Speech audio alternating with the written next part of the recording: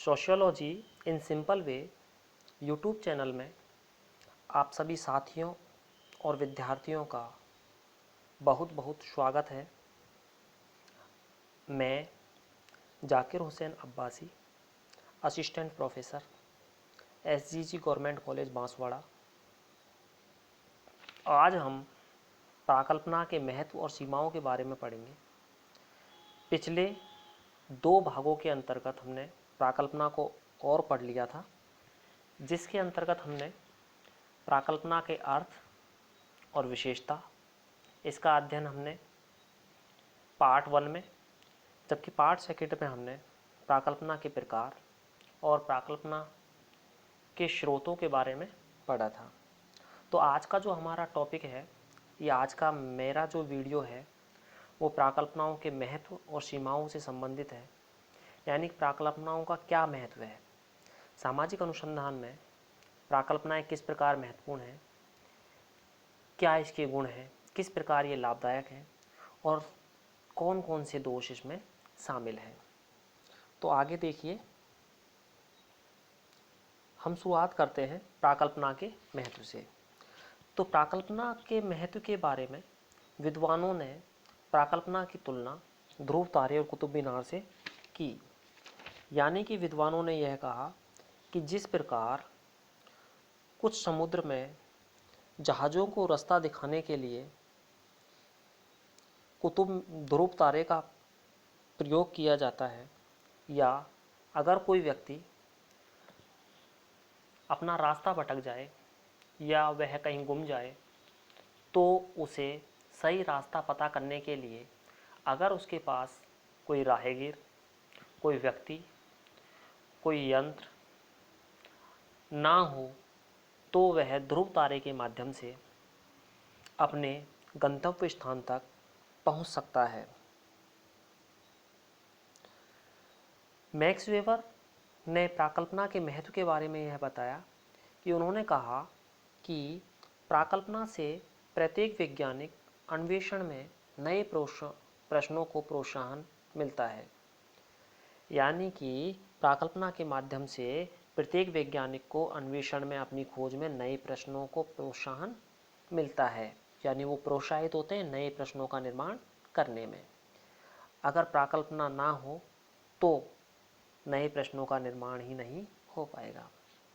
गुडे व हार्ट का मत है कि एक प्राकल्पना यह बताती है कि हम किसकी खोज कर रहे हैं। गुडे व हार्ट ने यह कह दिया कि प्राकल्पना अनुसंधानकर्ता को यह बता देती है कि हम किसकी खोज कर रहे हैं, यानी हम क्या खोज रहे हैं।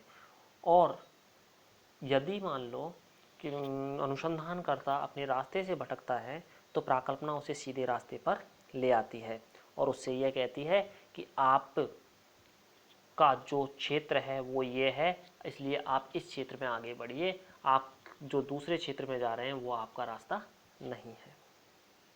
कोहेन तथा नागेल के अनुसार एक प्राकल्पना का प्रकार्य हमारी खोज में तथ्यों के बीच व्यवस्था लाने के लिए पथ प्रदर्शन करना है।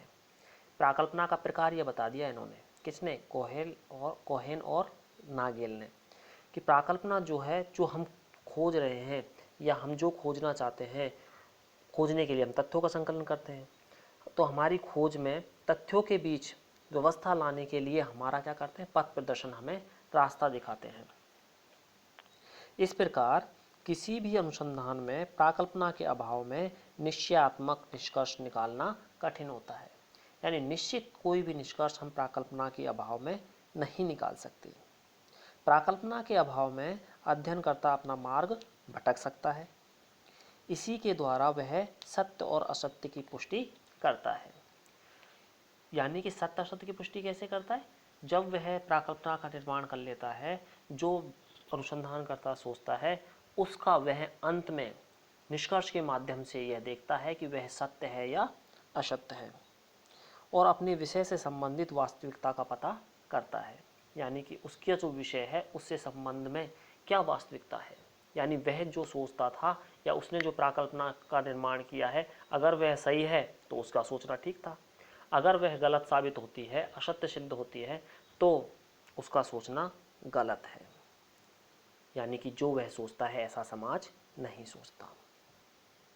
आगे आते हैं, प्राकल्पना के जो महत्व हैं उन्हें हम निम्न बिंदुओं के माध्यम से विवेचित कर सकते हैं, या प्राकल्पना को निम्न बिंदुओं के माध्यम से विवेचना की जा सकती है। सबसे पहला है अध्ययन के उद्देश्य का निर्धारण।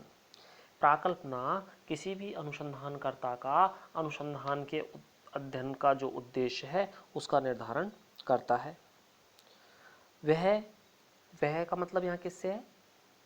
प्राकल्पना से। अनुसंधानकर्ता का उद्देश्य निर्धारित करती है कि हमें किसकी खोज करनी है, हमें क्या खोजना है। अध्ययन के उद्देश्य को स्पष्ट करने के बाद ही उससे संबंधित तथ्यों का खोज या तथ्यों का संकलन किया जाता है।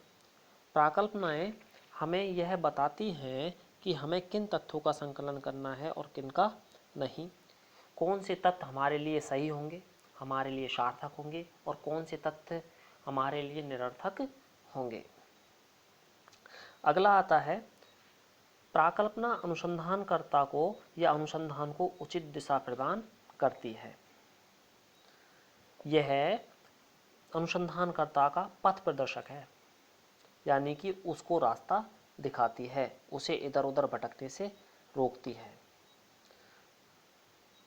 अगला है, प्राकल्पना अध्ययन क्षेत्र को सीमित करती है, यानी कि प्राकल्पना व्यक्ति का जो अध्ययन क्षेत्र है, अनुसंधानकर्ता का जो अध्ययन क्षेत्र है उसे सीमित कर देती है, उसे यह बता देती है कि आपको केवल इन्हीं चीज़ों का अध्ययन करना है।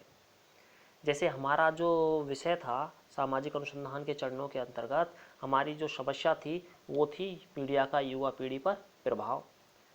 और हमने क्या सोचा था, हमने प्राकल्पना का निर्माण क्या किया था कि मीडिया का युवा पीढ़ी पर सकारात्मक प्रभाव पड़ता है।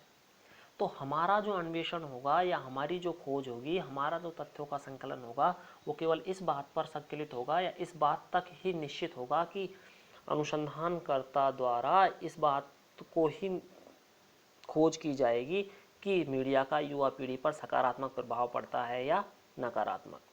इस बात का नहीं कि मीडिया कितना व्यक्ति को कितना मनोरंजन देता है या उसकी टीआरपी कितनी है, यह जानना अनुसंधानकर्ता का काम नहीं है। उसने क्या सोचा है, उसने सोचा है कि मीडिया का युवा पीढ़ी पर सकारात्मक प्रभाव पड़ता है, तो वह केवल इस बात को देखेगा कि मीडिया का युवा पीढ़ी पर सकारात्मक प्रभाव पड़ता है या नकारात्मक। अगर अंत में इस बात का पता इस प्रकार चला कि मीडिया का युवा पीढ़ी पर सकारात्मक प्रभाव पड़ता है, तो उसकी प्राकल्पना सत्य हो गई। और अगर यह बात सामने अधिक आती है कि मीडिया का युवा पीढ़ी पर नकारात्मक प्रभाव पड़ता है, तो बात क्या हो गई, उसकी असत्य सिद्ध हो गई। अगला है, प्राकल्पना अध्ययन में निश्चितता लाती है, यानी कि वह एक निश्चितता ला देती है अध्ययन में। प्राकल्पना के माध्यम से अध्ययन को सुनिश्चित किया जाता है। इससे अध्ययनकर्ता यह ध्यान रखता है कि उसे कब, कहाँ और कैसी सूचना एकत्रित करनी है। इसमें अनियमितता और अव्यवस्था की संभावना नहीं रहती। इस प्रकार यह अध्ययन में निश्चितता लाती है। अगला आता है, प्राकल्पना तथ्यों के संकलन में सहायक है, यानी कि तथ्यों का संकलन। अब आप कहोगे कि तथ्यों का संकलन में किस प्रकार सहायक होगी? प्राकल्पना के माध्यम से जब प्राकल्पना का निर्माण हम कर लेते हैं तो तथ्यों के संकलन के लिए हम केवल ऐसे ही प्रश्नों का निर्माण करते हैं जो हमारी प्राकल्पना से संबंधित हो। हम ऐसे प्रश्नों का निर्माण नहीं करेंगे जो हमारी प्राकल्पना से संबंधित नहीं हो। और इन तथ्यों के संकलन के माध्यम से ही हमारी प्राकल्पना की सत्यता और असत्यता की जांच होती है। अगला आता है, प्राकल्पना निष्कर्ष निकालने में सहायक है। तथ्यों के संकलन के बाद निष्कर्ष निकाला जाता है, तो प्राकल्पना जब तथ्यों के संकलन में सहायक है तो निष्कर्ष निकालने में भी सहायक होगी। इसी प्रकार वह तथ्यों के संकलन में सहायक है तो निष्कर्ष निकालने में सहायक होगी, क्योंकि हमारे जो अनुसंधान के चरण में हैं उनमें तथ्यों के संकलन विश्लेषण के बाद आता है निष्कर्ष निकलना या निष्कर्ष, और निष्कर्ष के बाद आता है सिद्धांत निर्माण। तो जब हम प्राकल्पना के माध्यम से तथ्यों का संकलन कर लेते हैं और निष्कर्ष निकाल लेते हैं तो सिद्धांतों के निर्माण में भी प्राकल्पना का महत्वपूर्ण हाथ होता है। इसके बाद अगला आता है, प्राकल्पना अनुसंधानकर्ता को उद्देश्य से भटकने से रोकती है, यानी कि उसे केवल एक ही दिशा में आगे बढ़ाती है कि आप केवल इसी दिशा में आगे चलिए। यह उसे दूसरे रास्ते पर जाने से रोक देती है कि आप अब गलत रास्ते पर जा रहे हो। अगला है, प्राकल्पना अनुसंधानकर्ता के लिए उत्तेजक का कार्य करती है। प्राकल्पना अनुसंधानकर्ता के में उत्तेजना भर देती है ताकि वह अनुसंधान को शीघ्र अतिशीघ्र पूर्ण कर सके, क्योंकि प्राकल्पना में उसे अपने अनुसंधान का, अपने शोध का पहले से ही उत्तर पता होता है कि जो हमारा समस्या थी वो थी मीडिया का युवा पीढ़ी पर प्रभाव। तो हमने जो प्राकल्पना का निर्माण किया था वो किया था मीडिया का युवा पीढ़ी पर सकारात्मक प्रभाव पड़ता है। तो मीडिया का युवा पीढ़ी पर कैसा प्रभाव पड़ता है? सकारात्मक। तो यह जो उपकल्पना है, यह जो प्राकल्पना है, उत्तर अनुसंधानकर्ता को एक उत्तेजना भर देगी कि मीडिया का या तो सकारात्मक प्रभाव पड़ेगा या नकारात्मक प्रभाव पड़ेगा। जल्दी से तथ्यों का संकलन करो, संकलन करने के बाद अपने थीसिस या फिर आपका जो अनुसंधान है, आपका जो रिसर्च है, उसे जमा कराओ और उसके माध्यम से सिद्धांतों का निर्माण करो। तो ये तो था प्राकल्पना का महत्व। अब हम पढ़ेंगे प्राकल्पना की सीमाएं या दोष। देखो, कोई भी बात हो, कोई भी वस्तु हो, कोई भी ज्ञान हो, कोई भी कथन हो, कुछ भी हो, यदि उसमें कुछ गुण हैं तो उसमें कुछ दोष अवश्य होंगे। दुनिया में ऐसी कोई भी चीज़, कोई भी व्यक्ति, कोई भी वस्तु, कोई भी कथन, कोई भी सिद्धांत नहीं है जिसकी आलोचना नहीं हुई हो या उसमें कुछ दोष ना पाए जाते हो। प्रत्येक वस्तु में, प्रत्येक कथन में, प्रत्येक व्यक्ति में कुछ ना कुछ गुण के साथ साथ दोष अवश्य होते हैं। तो प्राकल्पना भी इस खासियत से अछूती नहीं है। इसमें भी कुछ क्या है? दोष पाए जाते हैं या इसकी भी कुछ सीमाएं हैं। प्राकल्पनाएं सामाजिक अनुसंधान में मार्गदर्शन की दृष्टि से महत्वपूर्ण भूमिका निभाती हैं। फिर भी यदि इनका प्रयोग सावधानी पूर्वक ना किया जाए तो ये अनुसंधान के लिए खतरा भी पैदा करती हैं, और इन खतरों को हम दोष या सीमाओं के नाम से जानते हैं। तो प्राकल्पना के जो प्रमुख दोष हैं, प्राकल्पना की जो प्रमुख सीमाएं हैं, वो इस प्रकार हैं। सबसे पहले आएगा प्राकल्पना में अटूट विश्वास का होना। अनुसंधानकर्ता द्वारा निर्मित की गई जो प्राकल्पना है, उसमें अनुसंधानकर्ता अपनी प्राकल्पना में अटूट विश्वास करता है। कई बार तो अध्ययनकर्ता प्राकल्पना को अपने अध्ययन का मार्गदर्शन न मानकर उसे सिद्ध करने के पक्ष में ही तथ्यों का संकलन करता है। यानी कि केवल वह उन तथ्यों का संकलन करता है जो उसके द्वारा बनाई गई जो प्राकल्पना है वो सत्य सिद्ध हो सके। अगला आता है केवल प्राकल्पना आधारित तथ्यों का संकलन करना। जैसा कि मैं अभी पहले बता चुका आपको कि प्राकल्पना में अटूट विश्वास का होना, तो वह केवल उन्हीं तथ्यों का संकलन करता है जो उसकी प्राकल्पना को सत्य सिद्ध करने में जो उसकी प्राकल्पना को सत्य साबित करने में भूमिका निभाएं या उसे सत्य साबित कर सके। प्रारंभ में तो अध्ययनकर्ता प्राकल्पना के आधार पर ही तथ्यों का संकलन करता है, किंतु उसे यह चाहिए कि वह वास्तविक तथ्यों के आधार पर अपनी प्राकल्पना में संशोधन एवं परिवर्तन कर ले। ऐसा न करने पर संकलित तथ्य हानिप्रद और व्यर्थ सिद्ध होते हैं। यानी कि जब अध्ययनकर्ता तथ्यों का संकलन केवल अपनी प्राकल्पना के आधार पर करता है तो इससे एक वस्तुनिष्ठ अध्ययन या वस्तुनिष्ठ रिसर्च हम प्राप्त नहीं कर सकते। रिसर्च के हमारे जो उद्देश्य हैं, अनुसंधान के हमारे जो उद्देश्य हैं, उन उद्देश्यों को हम कभी पूरा नहीं कर सकते यदि हमने तथ्यों का संकलन अपनी प्राकल्पना को केंद्र में रख करके किया है। इसलिए हमें प्राकल्पना का निर्माण करते समय यह निश्चय नहीं करना चाहिए कि यह उत्तर यही होगा, यानी कि जो हमने प्राकल्पना का निर्माण किया है अंत में यही होगी। तथ्यों के संकलन के बाद अगर कुछ अलग निष्कर्ष निकल रहे हैं तो हमें उन्हें एक्सेप्ट करना होगा। आगे आता है प्राकल्पना का अनुसंधानकर्ता की प्रतिष्ठा बिंदु होना। कई बार प्राकल्पना अनुसंधानकर्ता की प्रतिष्ठा बिंदु हो जाती है। जैसे वह सोचता है कि मैं जो सोचता हूं ऐसा ही समाज सोचे, या मैंने जो प्राकल्पना का निर्माण कर दिया है उसी प्रकार के उत्तर तथ्यों के संकलन के बाद मुझे प्राप्त हों, तो यह भी एक प्रकार का दोष ही है।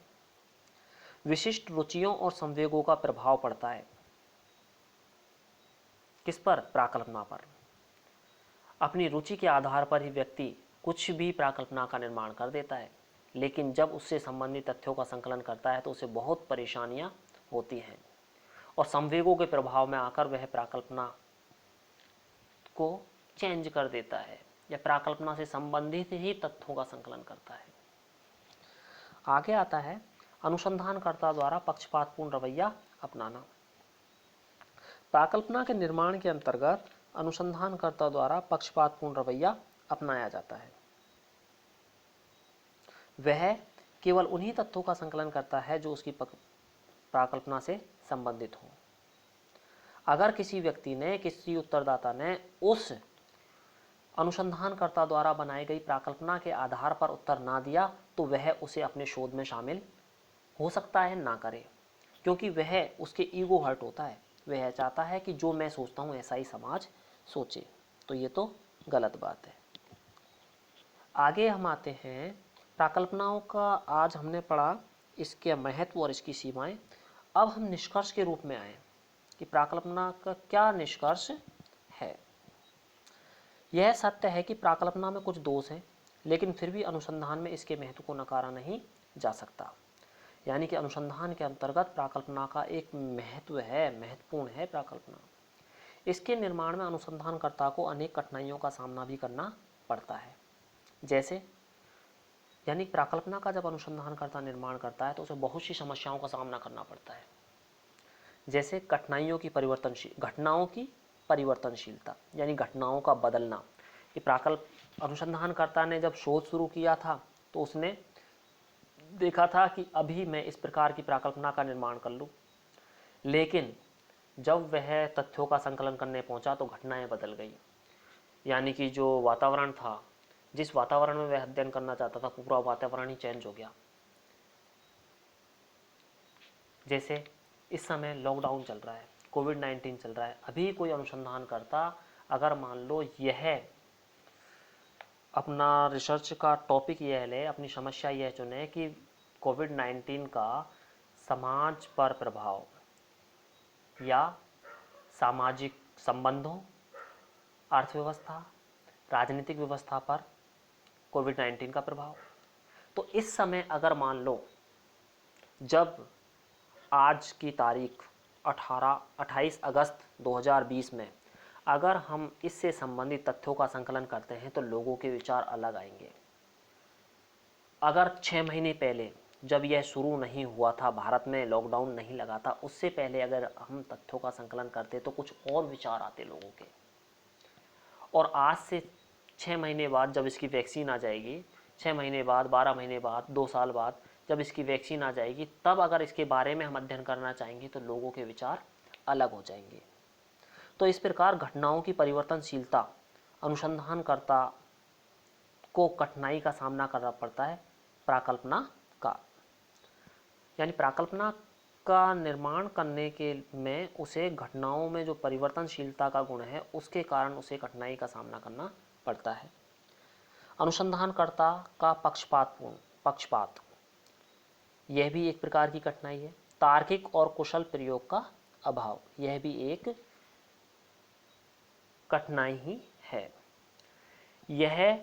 यह का मतलब यहाँ किससे? प्राकल्पना से। यानी प्राकल्पना में कुछ दोष हैं, लेकिन इसका जो महत्व उसे नकार नहीं सकते, हम उसे झुठला नहीं सकते।